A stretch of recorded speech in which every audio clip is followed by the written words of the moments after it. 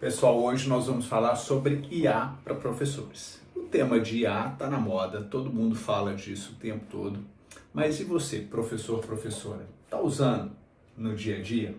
A IA é as inteligências artificiais, como o ChatGPT e outras plataformas que a gente vai mostrar aqui, elas são muito úteis para quem é professor. E essa conversa não vai ser sobre o lado negativo da IA. Aquele lado de que, olha, os alunos vão ficar, não vão fazer mais nada, vão só ficar copiando e colando as coisas do ChatGPT e pronto. Não é sobre isso a nossa conversa aqui. A nossa conversa aqui é sobre como utilizar o ChatGPT e outras tecnologias para auxiliar o trabalho do professor. E o que isso muda? O que isso faz de diferença na vida do professor e como é que a gente vai chegar a um outro nível nesse sentido, tá? Então, bora comigo, vou mostrar para vocês, preparei uma apresentaçãozinha aqui para nos ajudar a guiar nesse caminho, tá? Quando a gente fala de tecnologia na educação, a gente tem três tipos principais de tecnologia que eu quero deixar claro aqui para vocês do que é que a gente vai falar e do que a gente não vai falar. Uma categoria muito ampla de tecnologia são as TICs, a tecnologia da informação e da comunicação. Aí aqui vão entrar várias coisas como desde aprender a usar um PowerPoint, aprender a usar um e-mail ou uma plataforma de educação qualquer, como por exemplo um site da Khan Academy ou um software de grandes plataformas educacionais que a gente tem aqui. O outro que a gente tem são os sistemas de gestão. Os sistemas de gestão também são tecnologias da educação, mas eles estão voltados à direção da escola, para ter aquela visão mais ampla, mais clara do que é que a escola pode, de como que a escola pode estar sendo melhor gerida, se for o caso. E por fim, existe a inteligência artificial, que é o alvo da nossa conversa aqui hoje, tá? Então, só para deixar claro e podermos avançar aqui, o primeiro tipo de tecnologia, que é essa tecnologia da informação e da comunicação, qual que é o objetivo dela? O objetivo dela é facilitar o processo de ensino-aprendizagem. Então, quando lá atrás alguém virou e falou, olha, dá para a gente usar o Word para poder ensinar os meninos a fazer uma produção de texto, a usar o corretor do Word como uma forma da criança, do aluno, se autopoliciar e aprender, olha, o que é que está errado aqui, por que é que ele marcou ali de azul. Então, são ferramentas que podem sim ser utilizadas como uma forma de melhorar o ensino.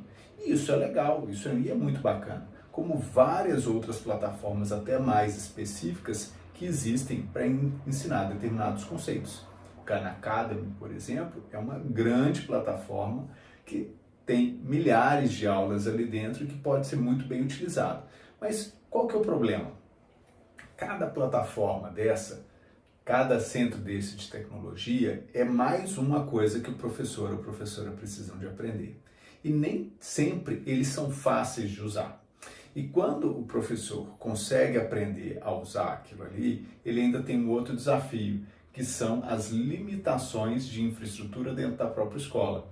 É necessário reservar um laboratório, ter horário disponível no laboratório, o laboratório precisa de ter a quantidade de máquinas necessárias para poder fazer o curso e por aí vai. Então, esse tipo de situação, por mais que ele tenha sido criado com o objetivo de facilitar, muitas vezes não é tão prático assim, porque carece de formação do professor para utilizar esse tipo de ferramenta, E avançando um pouco mais, a gente vai ter os sistemas de gestão. Os sistemas de gestão, ao contrário aqui da tecnologia da comunicação, ele foi feito para facilitar o processo de gestão da escola. Então imagina o diretor da escola que não tem um contato direto com os alunos, ele precisa de alguma ferramenta para saber, desde o mais básico, que é presença, os meus alunos estão presentes ou não, até notas e desempenho dos alunos. E isso quando a gente cresce e se torna uma escola maior, e quando essa escola se torna uma rede, a diretoria muitas vezes está em outra cidade, e esses sistemas eles passam a ser fundamentais para que a diretoria daquela instituição consiga ter uma noção do que é que está acontecendo lá no chão de escola.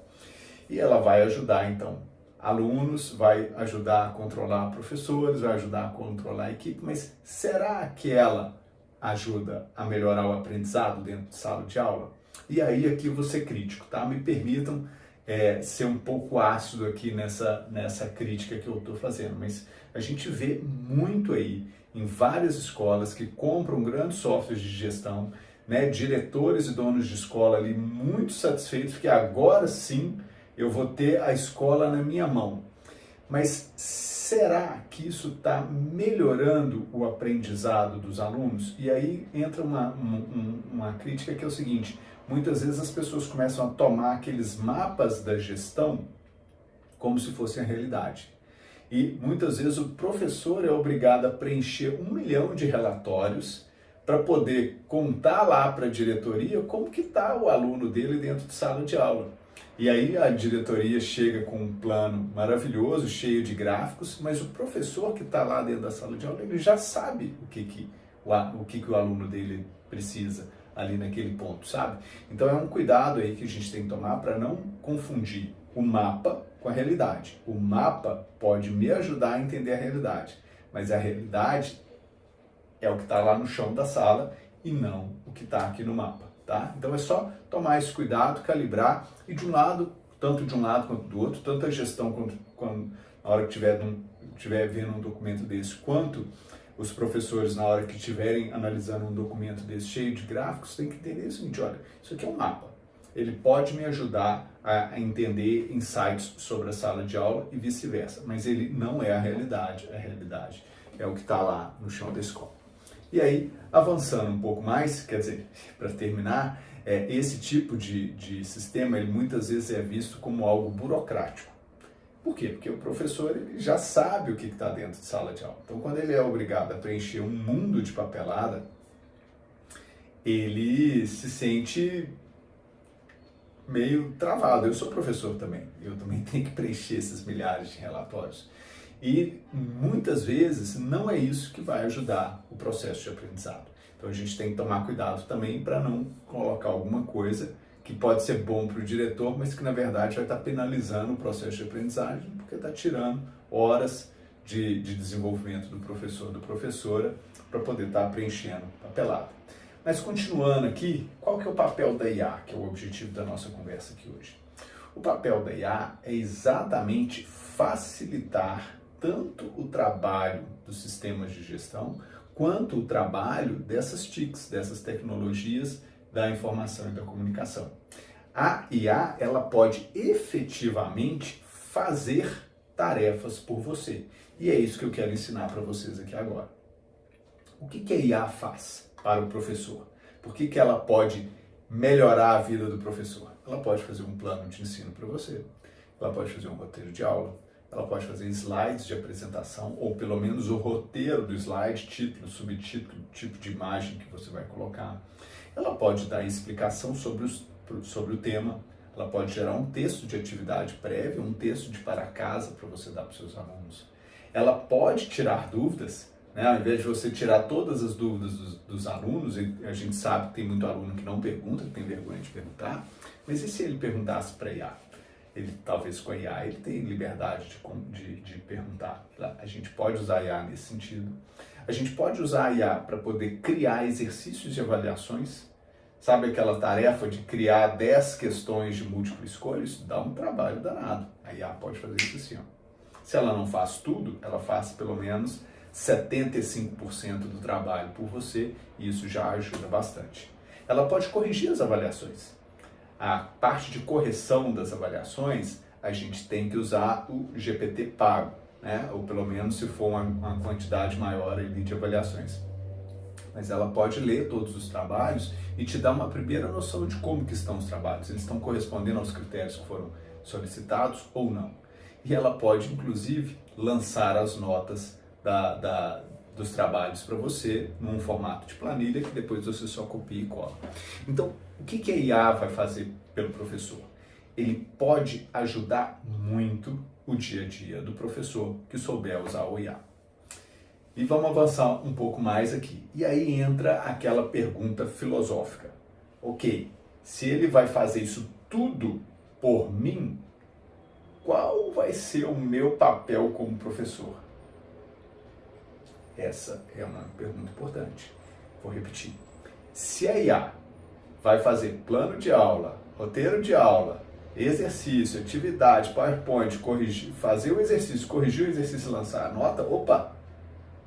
O que eu, professor, vou fazer então? Para que a escola, para que os meus alunos vão precisar de mim? Aí a gente entra num outro conceito muito legal. Isso aqui é um vídeo, vou deixar aqui na descrição para vocês uma outra explicação de como que isso daqui pode funcionar, mas qual que é o papel do professor, tá? O papel do professor é fazer as perguntas. O professor deixa de ser aquele cara que vai ficar ali reproduzindo o conteúdo, quase que lendo o material didático, né? Lendo e mastigando o material didático para o aluno.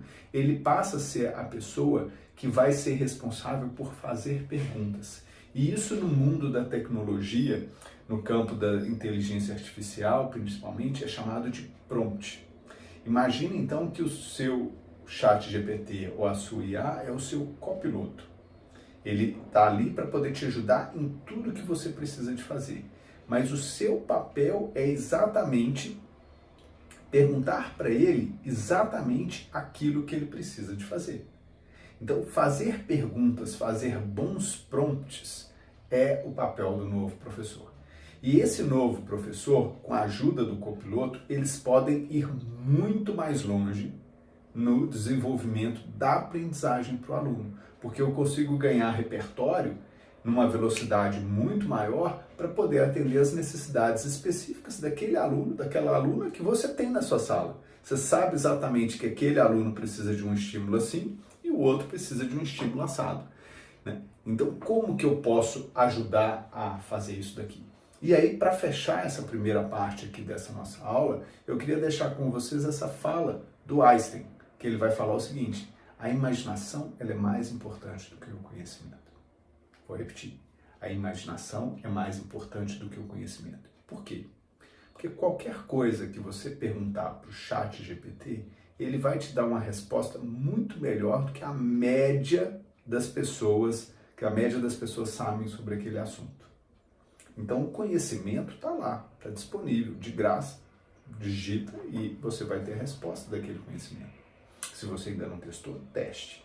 Você vai ficar surpreso ou surpresa com o que você vai encontrar. Agora, o que o chat GPT não tem, e isso provavelmente vai demorar alguns anos ainda, talvez décadas até que ele tenha, é imaginação. Qual pergunta eu vou fazer? Que tipo de pergunta eu vou fazer? O que eu vou gerar com o conhecimento que ele vai trazer mastigado para mim? Então, esse é o papel do novo professor. E aí eu vou mostrar para vocês na prática como que a gente pode usar o chat GPT para poder fazer um plano de aula inteiro nesse sentido, para você ver o tanto que é fácil, o tanto que é simples usar o chat GPT para ajudar o professor. E observem uma coisa que eu já vou falar desde já. É possível fazer isso tudo sem ler nenhum manual. Essa é a diferença da IA. Enquanto que no passado, todos os softwares de gestão, todos os softwares de ensino e aprendizado, eu tinha que fazer um curso para aprender a mexer, a inteligência artificial, ela consegue conversar com você.